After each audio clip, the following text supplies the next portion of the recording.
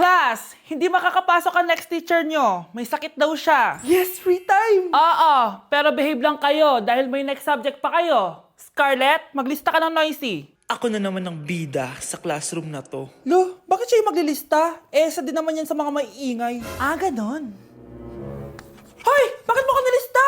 Ngayon nyo ko subukan. Psst, pre, open. Magpataas na tayo ng rank. Sige, pre. Basta ayusin mo lang, ha? Oo. Pre, habulin mo! Nagbabackdoor, oh! 1 point ka na, Miguel. Lo! Yun! Panalo! Oh, ba't si Kenneth di mo sinulat sa noisy? Bakit? Crush ko yan, eh. Sige lang, Kenneth. Magingay ka lang. Ako bahala sa'yo. Wow!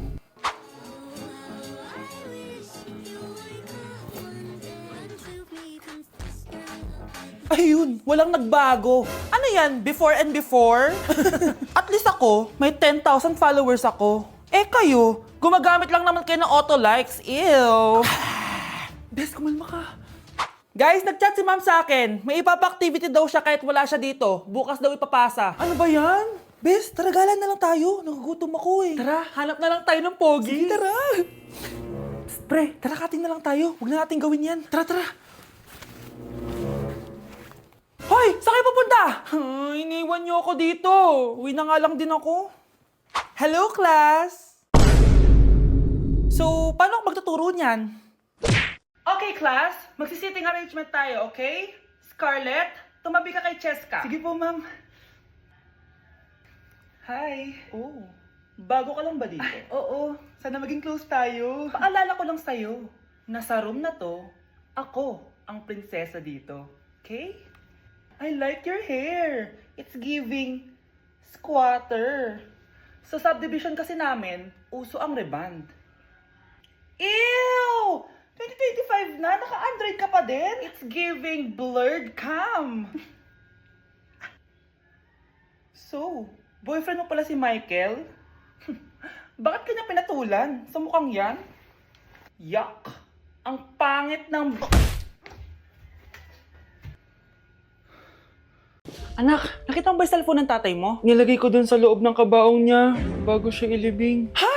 Ba't mo naman ginawa yun, anak? May mga importante laman doon. Baka sakaling buhay pa siya para matawagan niya ako. Ay, Diyos ko talaga tong batang to.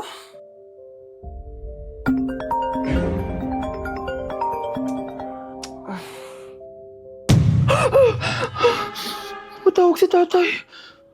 Nay, kailangan natin pumunta sa sementeryo. Tumawag sa akin si tatay. Anak, pwede ba? Wala akong oras makipagbiruan sa'yo. Marami pa akong tatapusin trabaho. Pero nay, Pag di ka pa tumigil, kukunin ko yung cellphone mo. tay, sumagot ka. Alam kong buhay ka.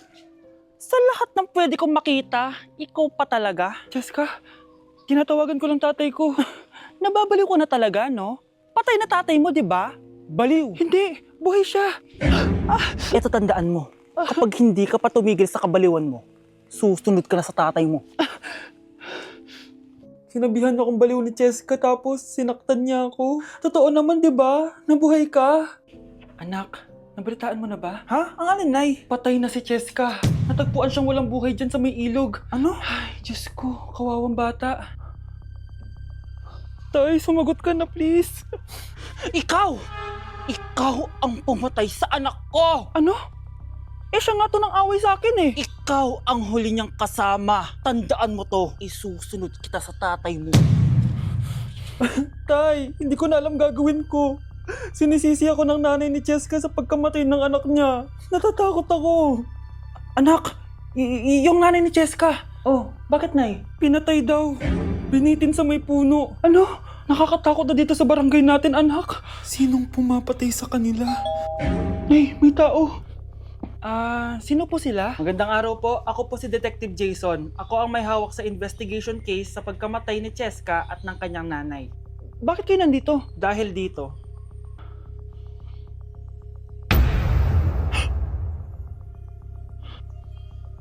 Nay, ikaw pumatay sa kanila? oo anak, narinig ko lahat ng mga sumbong mo sa tatay mo. Cellphone ni tatay. Pinangako ko sa tatay mo bago siya mamatay na poprotektahan kita kahit makapatay man ako ng tao.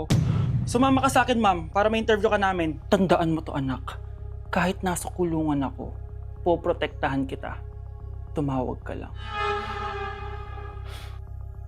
Anak! Umagang-umaga, cellphone agad hawak mo? Tignan mo ito napanood ko. Huwag mag-cellphone agad pagkagising mo sa umaga kasi pinapataas mo lang ang stress levels mo. Ano ba naman yan, Nay? Oh, doktor na may sabi ha. Tigilan mo na yan. Ah, maniniwala pala tayo sa doktor. Sige. Grabe, ang init. Paniligo na nga ako. Nay, may napanood ako oh. Kung may nagsabi sa'yo na dapat kang maligo araw-araw, isang malaking kasinungalingan yan. Oh, sabi ng doktor, Nay, bawal daw maligo araw-araw. Ba't ka naliligo? Oh, sige, di na ako maliligo.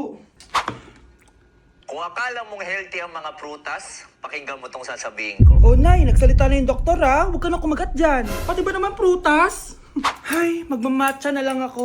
Kung akala mong healthy ang mga matcha, pakinggan mo tong sasabihin ko. Hala, sabi ng doktor, hindi daw healthy yung matcha, Nay. Huwag mo na inumin yan, ha? Pati matcha bawal.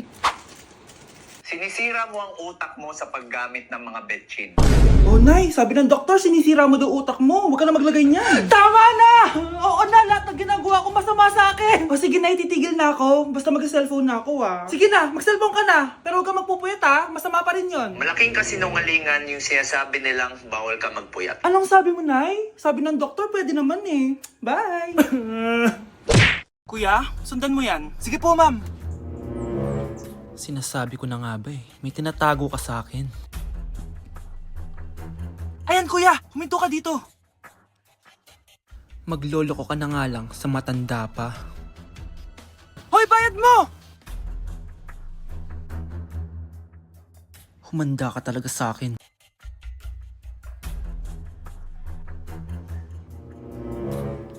Ang sweet niyo naman. May paregalo ka pa, ha? Ano yun? Scarlett? Anong ginagawa mo dito? Manloloko ka! Pinagpalit mo ako dito sa matandang pangit na to? May paregalo ka pa, ha? Eh, sa akin nga, wala kang binibigyan na regalo, eh. Scarlett, magpapaliwanag ako. Manahimik ka. At ikaw naman, matandang pangit, sayong-sayo na tong boyfriend ko. Magsama kayong dalawa. Aba, walang respeto tong girlfriend mo, ah. Ano pinagsasabi mo, Scarlett? Eh, nanay ko to. Excuse mo lang yan. Eh, mukha nga nagtatago ka kanina eh. Nagtatago ako kasi isusurprise namin yung tatay ko. Ganito babae ba yung gusto mo, anak? Yung walang modo? Nay, pagpasensyahan niyo na siya. Tita, sorry po. Anong sorry? Matandang pangit ako, di ba? Lumayas ka dito, babae ka. Sorry na, tita. Ayaw mo lumayas, ha? Brownie! Good boy! Tumakbo ka na.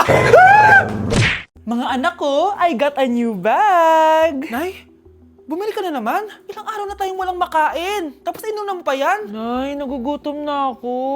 Kayong dalawa, wala kayong karapatang magreklamo, ha? Alak lang naman kayo ng tatay niyo sa una niyang asawa. Tatawag ko kay tatay. Akin na yung cellphone mo. Hinding-hindi mo na ito makukuha sa akin. Ate, natatakot na ako sa kanya. Ito, kumain ka na. Ate, ganito na lang ba talaga buhay natin? Hindi. Hahanap ako ng paraan para makausap si tatay.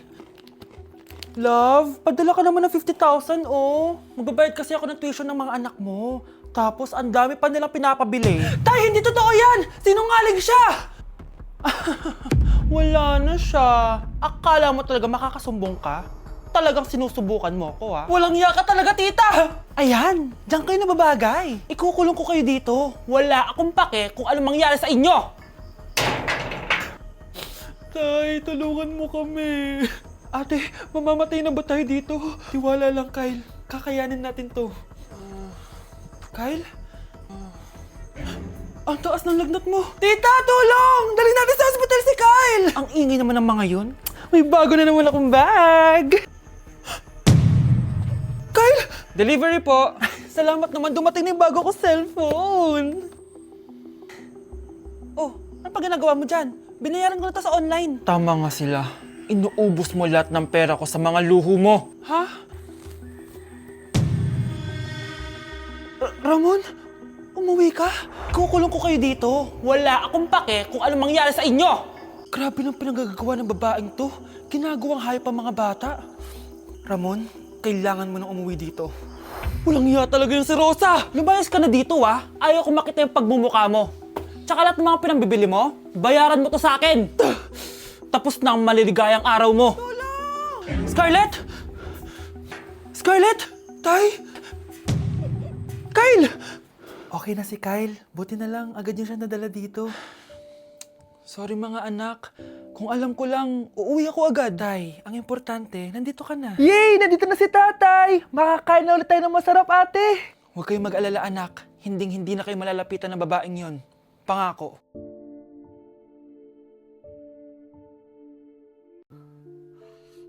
Oh, mahal! Saan ka galing? Galing ako sa doktor, mahal. Nagpa-check up ako. Oh, anong sabi? Malala na daw yung damage sa kidney ko, mahal. Kailangan ko na maoperahan. Kung hindi, alam mo na. Mahal, may savings pa tayo. Gamitin natin yun para maoperahan ka na agad. Hindi ganun kadali yun, mahal. Kailangan daw may mag-donate ng kidney sa akin. Ha? O, edi kunin mo yung sa akin, mahal. Kaya ko naman mabuhay ng isa lang kidney ko. Sure ka ba? I love you, mahal. Alam mo namang gagawin ko lahat. Maging okay ka lang, di ba? Congrats po, ma'am, sir. Successful po yung operation yung dalawa. Salamat, Dok. Mahal, narinig mo ba yun? Okay ka na. Mabubuhay pa ako ng matagal, mahal. Salamat sa'yo. Mahal, nilutuan kita ng paborito mo para agad ka nang gumaling. Hoy, mahal, sino kausap mo? Ha? Wala to, mahal. Kaklase ko lang dati to. Kinakamusta lang ako. O sige, kain na tayo. Oh, mahal, okay ka lang? Oo, tara, kain na tayo. Mahal, Nakakagalaw na ako ng maayos, oh. Di na sumasakit yung tahi. aba, Baka magulat ako, nakakatakbo ka na rin. mahal, aalis pala ako mamaya. Kasama ko yung dati kong kaklase. Celebration lang kasi gumaling na ako. Pwede ba akong sumama? Ha? Wag na, mahal, baka mapano ka pa. Magpahinga ka na lang dito sa bahay, ha? Mahal, mag-ingat ka dun, ha? Mahal, alis na ako, ah. Yung cellphone mo.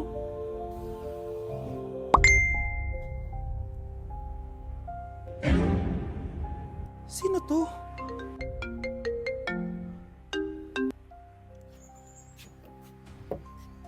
Hala, cellphone ko. Hello, babe. Papunta ka na ba? Miss na kita. Mahal, naiwan ko yung cellphone ko. Walang yaka.